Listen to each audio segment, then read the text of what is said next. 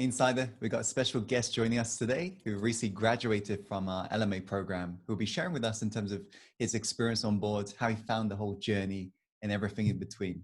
So it's a pleasure to have you. Let's just start with your introduction in terms of what's your name, where you're currently based, and what you're currently up to. Hello, Tim. My name's Adam Maynard, coming from Columbus, Ohio, USA. And I'm actually launching a brand new program with my company called Soundbody that I just started this year. And my program is all about connection, especially for couples right now, people going through the COVID situation in quarantine and really reaching out for connection to other people and being able to find, first of all, connection to themselves, to the creator, to each other, and a deeper sense of well-being as well. Amazing. Let's start by rewinding time right now, Adam, in terms of Okay. what was happening in your life prior to actually coming on board LMA. If you could just give us a glimpse in terms of what was the problems you was experiencing back then. Absolutely. So I actually had experienced the breakup of a 10-year marriage this past year, and that was very difficult. It wasn't my choice. And so I found myself with a decision. I said, I can either bum out and kind of go into my feelings about this, or I can make an opportunity to reinvent myself. And I have 3 children, and I knew that I needed to do the latter. And so as a result, I kind of, let's just say, threw myself into inner work and into meditation and saying, okay, what is the best version of myself? I'm 39 years old. I'm not 25. So I know that it's now is the only time that I can make that choice. So when you talked about day one in LMA, that was a huge thing for me. But also I was, like I said, starting this new business, this new program, and I wanted clarity. So I had so many strong feelings about what it could be. And I knew my experience in movement and dance was something that was so profound to me and life-changing and life-giving that I wanted to share that with the world. But I had no idea what it looked like. I always hated technology. And so coming up with online programs was the last thing I would have ever thought of. So if somebody told me 6 months ago that I would be doing something online, I would have thought that was ridiculous. And at the same time, I had all these ideas, but it lacked clarity of vision and a clarity of focus. So yes, very much excited at the time, but definitely lacking a true direction for things. Okay. So you had just gone through a breakup essentially. And Right. what was you experiencing every day in terms of emotions that was showing up for you? And what sort of impact was that really having on your life back then? The emotions were all over the place. It really was. It is the biggest grieving process I've been through. And so experiencing sometimes fear, sometimes guilt, sometimes anger, sometimes joy that there's a new chapter coming, sometimes just a mix of all of those things. And it was very intense emotionally. Okay.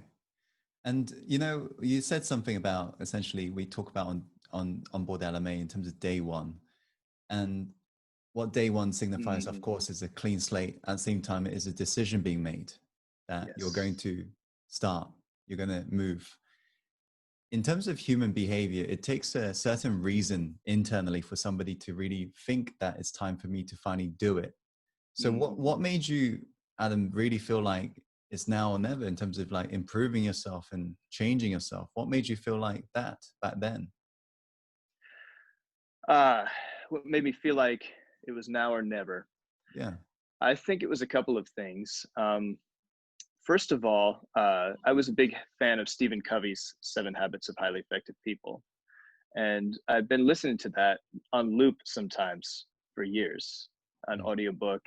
And I would hear him talk about this experience of the astronauts. And the astronauts would push through, and there's all this rocket fuel, and all of a sudden, breaks through the Earth's atmosphere and gravitational pull, and then there's this breath. And I so longed for that experience for so long, but it felt so far away. It felt like it was a wonderful idea, and I had no idea how to get there. When LMA came around, what I started to get a sense of was, this sounds like the practical steps to that experience. And so I fully expected that this program would either produce that type of experience or I would crash. It Mm. was, in fact, when I did the call with Tama, she said, you know, how committed are you to this? And I was like, I'm all in, because I don't see another choice. So it was the first time when I did not see another choice. That's not entirely true. It's the second time that I didn't see another choice. I had an experience about a year and a half ago where I was reading a book, and this book seemed to just put a bright light on so many habits that I had inside of myself that were fooling myself and thinking that I was doing all these amazing things, and I was not seeing results that I wanted, and I knew my relationship was bad. I didn't respect myself, didn't love myself. My kids didn't respect me. My wife didn't respect me. And I said, man, what kind of life is this? I can't live this way. And once I read that book, it's actually called No More Mr. Nice Guy. And it's about, you know, people who really try to be nice people, but a lot of times it's fear-based, and a lot of times it's trying to win approval. And when it shined that bright spotlight on, oh, you are exactly like this, I knew that I could not live that way any longer. I had two choices. I either end my life or I make some changes, and I have to go in a totally different direction. So when I had that experience, it was pretty amazing. It was Good Friday, right? Mm. And uh, I had gone to an eat. My mother was singing and thinking and coming back in new life. And I said, that for me is what I need in my life right now. But fast forward, it took another year for to do some, you know, deep inner work and stuff. So when LMA came around, it was like I was already primed for it. It was Right. like already I had the mentality of change. I had the mentality of, I need these things in my life. And it was as if you just put those practical steps together of saying, okay, this is where you are and this is where you're going. And I just even remember clicking on your YouTube ad, and you know, there's tons of coaches that do YouTube ads. And usually the reason I would see those is I'm doing like a Joe Dispenza meditation or something, and it would pop up. And but I saw yours come up a couple times, and I was like, this guy's different. I can relate to this guy. You know, he's got energy and he's got fire, but he's got this humility to it, whereas some other guys just, you know, all in your face and like, yeah, I can do this. And I didn't get that sense. I got the sense that this was a very humble but sure path. So that was really what I sensed from this program, and that's exactly what it did do. Okay. So what would you say when you, because you're fairly new to our work, when you joined that Hmm. free webinar and you had a chance to Yeah. join LMA? So what were your biggest fears or doubts you had about the program that may have made you say no to it in terms of this opportunity? Honestly, the biggest fear was I could complete it.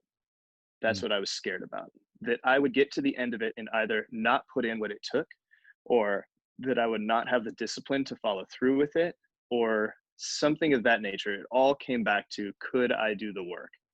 I knew based on what you said that you guys had the right stuff. It was myself that I was doubting. And so I guess the flip side of that is, would the program have enough accountability to where I wouldn't fall off the wagon? That would be my biggest question. Okay. And what ends up putting that fear to rest for you?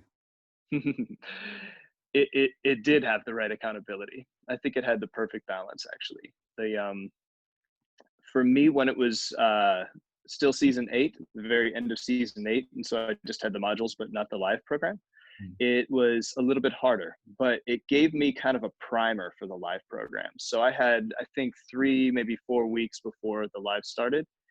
And so I went through the first module and did all the heart fluencer challenges. I was excited about it. Then I got to week 2, and week 2 at the end, when we have the 6 layers of emotion letter, I stopped for a while. So I wrote the letter out, but I could not find it in myself to post that. I'm like, this is too personal. I but I didn't want to not do it as well because I believed that the Heartfluencer challenges were absolutely essential to the growth. And so I sat on that for literally, I think, 2 to 3 weeks before I was uh, able to post it. And once the live videos kicked in, it was totally different story because it gave me that bit of push that you have a week to do this because next week we're doing something else. Mm. And it really did. It kept me accountable. I think the group was huge, which I didn't expect. I was like, oh, okay, great, a Facebook book group. You know, you can join any Facebook group. I was a little bit kind of flippant about it. And then once I clicked on it and joined it and saw what people were doing in it and saw the challenges, um, it was amazing. And I went, oh, this is like a huge part of what makes the program awesome. So it really was the combination of the material being paced a certain way that with the live program, and um, and then also the accountability with being part of the group and seeing people actually give feedback on my videos and stuff and encouraging each other. And then I wanted to go back in and watch other people's videos and give feedback. And if anything, it was like having to pace myself so I didn't get sucked too much into it and would spend my whole day because it's really amazing to watch other people's journeys. So I think having a community of like-minded people was huge. That people all different walks of life, all different countries, different ages, men, women, girls, boys. Like you got all these different people who are really sharing the same type of vision and desire for personal growth. So that's interesting. You're saying you just so you're aware, in terms of week 2, step 7, that exercise, a Mhm. lot of people do struggle with it. Of course, it's Yeah. closing a chapter from the past. So you're saying you took like a 2-week break. What made you decide to actually come back? Um, that's a good question. I did keep watching the modules. It was a break from the work from the Heart Oh, I Fluencer see. challenges. But once we did the live, that's what really pushed me forward and made me push through those. Okay. So what would you say surprised you the most? Because everyone's got an assumption before, sometimes embarking on the journey. What surprised you the most about the LMA course? I would say it's the Heart Fluencer challenges. It's the fact that there's actually practical work. Because if it was just information, and you talk about the input age, the information age, we're bombarded with information all the time. And there's so much free content available everywhere. So it, I guess what was so awesome about it was that it was so concentrated and you talk about the same stuff from different angles so that it hits you different ways. Um, and at the same time, it was really the Heartfluencer challenges that did it for me. It was the idea that every day I'm getting up and doing something and taking an action step that's priming my nervous system for the future and getting me used to actually taking those, um, making those practical changes in my life. That's what surprised me the most. Okay. You said earlier that one of the fears you had was, will I be able to complete this? Yes. And you were having that fear in terms of the accountability element. Now, you Right. taking part in an optional challenge says a lot about how much you ended up committing to this. And Mm. just so you are aware, for those of you watching this right now, this guy actually ended up taking part in the live challenges when we're running the live event, and he ended up actually winning like one of the prizes. So it goes to show how much he really committed to this. So I want to ask you, Adam, what actually made you commit so much to this journey? Because initially you was a little bit hesitant. Yeah, I guess what made me commit was I did not see another choice. It was, I knew that I was primed and ready to make those changes in my life. And I Mm, said, I have to be all in. Um, when you talk about what happens when you commit 100% and you put your whole heart into something, and I believe you talked about it in the daily morning ritual, even in the guided meditation, about what's going to happen if you put your whole heart into something for 30 days. Um, I said, that's it. I don't know what that feels like. I've put a lot of myself into my work in the past, but what happens when I put my entire heart energy into, and I didn't know what that felt like, and I wanted to know what that felt like. It came down to, I don't have another choice because I don't want to live a mediocre life. I know what it feels like to be sad and depressed all the time. I know what it feels like to fail. I don't know what it feels like to put my whole soul into something and see what happens. Okay. And that was it. So what would you say overall in terms of what we include on board LMA alongside the syllabus? What made you feel the happiest overall?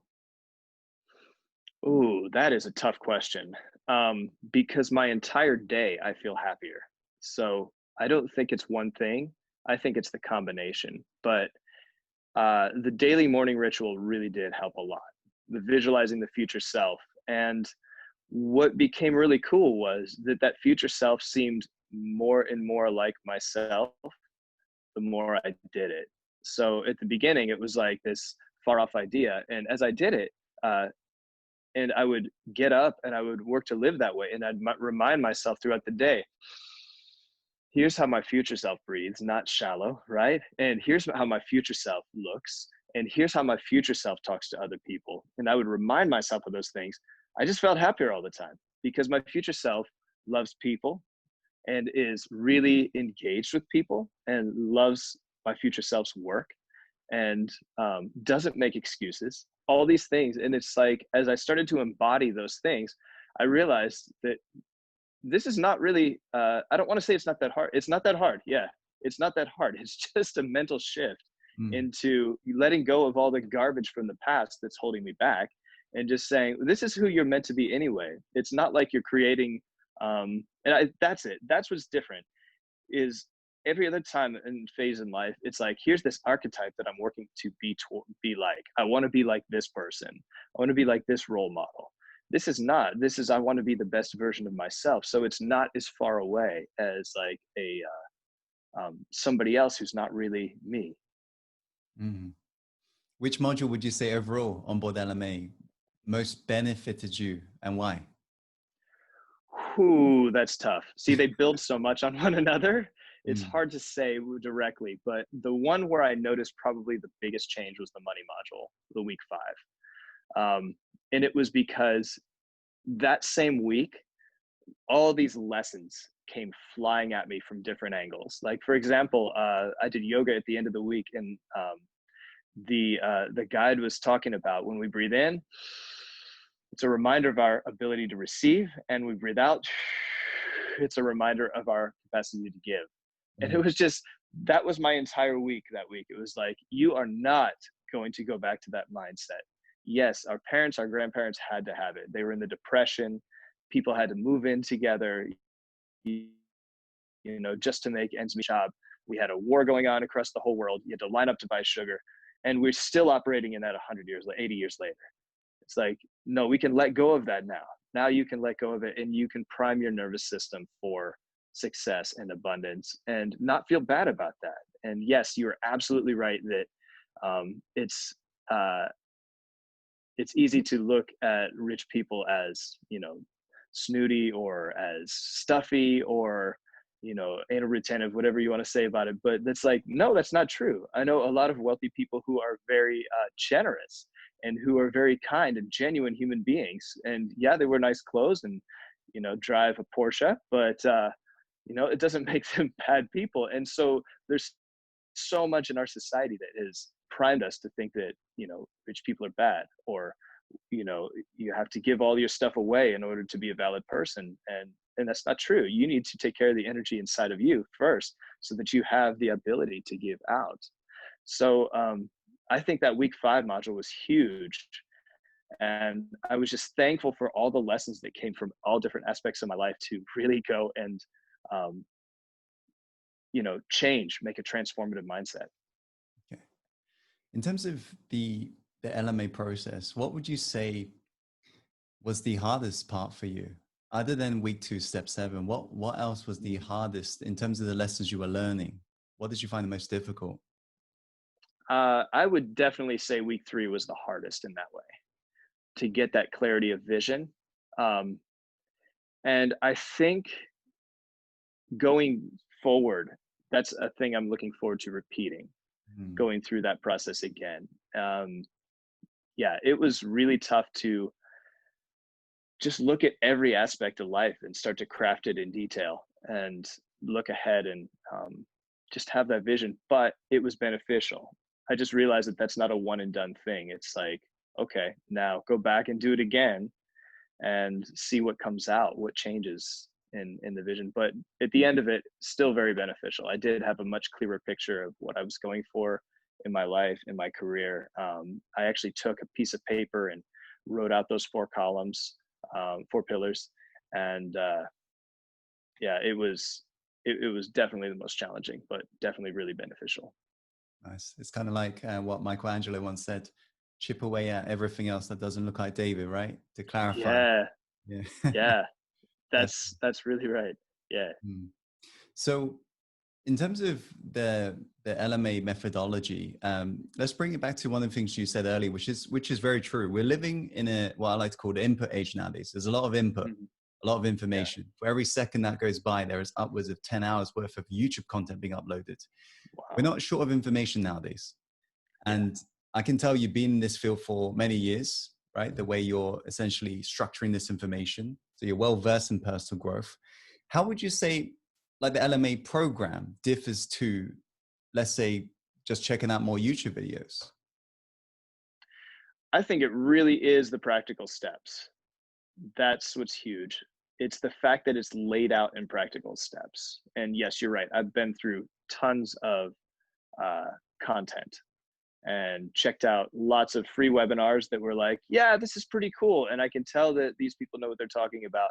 Something held me back from clicking on it. Um, and at the same time, there's a lot of good stuff from the past, like Stephen Covey's stuff, Mm. and it tells you the right ideas. But what do you do to get from where you are to where that is, to where that's described?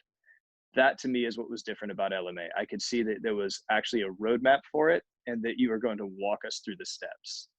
And so honestly, the commitment was not that hard. It was just believing enough that I could do it. And I was absolutely shaking and crying when I signed up because of that fear of, if I fall out of this, I'm going to feel like the biggest failure ever. Wow. So you was actually legitimately crying after you made that decision. During During. Wow. during making the decision, yeah, when we were watching the video and you were talking about integrity, and I knew that I was not living a life of integrity, Mm. and I said, oh, this is it. Like, if there's a way to live the life of integrity, and the life that I desire, then I'm going to click on this. Wow. Sometimes I don't really know what's going on the other side of the screen since I don't see you guys. But yeah, Yeah, quite deep. Thanks for the share. for Let sure. me wrap up on this. How is actually two final questions? How has Mhm. your life changed or your mindset changed as a result of going through the LMA methodology? I think the biggest shift is from scarcity to abundance mindset, and it's not being ashamed or afraid of doing well. Um, I actually, for many years, lived in a life of poverty. My wife at the time and I were kind of starving artists. We had a family business together where we made very little money and were on government assistance for some things like healthcare and such. Mm. And basically, it created even a deeper money fear in me. If I made too much money, we'd lose that assistance. And then all of a sudden, like, our standard of living would go down. So we had to make 3 times as much money in order to just be the same. And it created this really deep fear and this really insecure, like, lacking feeling.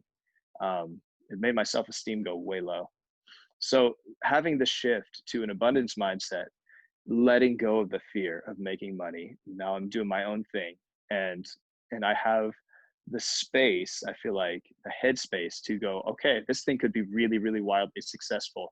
And that's a good thing. And when it is, I have more to give back to the world. Like, Mm. it's not a bad thing. Oh, I'm going to suffer if I make this money.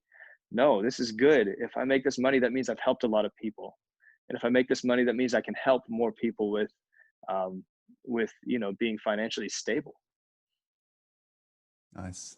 So, Yeah. what advice would you give to yourself right now, the past self that was on the verge of making either yes or no decision on the live webinar where you had the chance to join LMA? Because there's every chance you could have also said no, of course. Right. What advice would you give to your past self, having now gone through this journey yourself, if your past self is hesitating on making this decision? What advice would you give him? Yeah. If my past self was hesitating to make the decision, I would say believe in yourself to the degree that you can. Take a moment, go inside, check your heart. If it feels scary, in the sense of like a roller coaster kind of scary, and you're afraid of the unknown, but excited about the possibility, and jump in. If it feels tight and restrictive to sign up, then that's a fear-based decision. So knowing the difference, just that little piece is huge. And so if you feel like it's going to have the possibility to create that space that you were looking for, go for it 100%, and go literally 100%. Definitely. Well, it's been a pleasure taking you through the journey. And like I said on the final call, it's just a new beginning for us. This is definitely not the end. And we know Right. how easy it is to sometimes lose that momentum the moment we start elevating the pain from our life. But you and I know we're going to keep growing together. So let's keep going, Yes. okay? Sounds great. Thank you so much, Tim. Yeah, likewise. And for those of you who are also tuning in, I just want to say thank you so much for your time today. And as always, I'd say follow your heart and take action. And let's create the life you're truly born to live. Take care.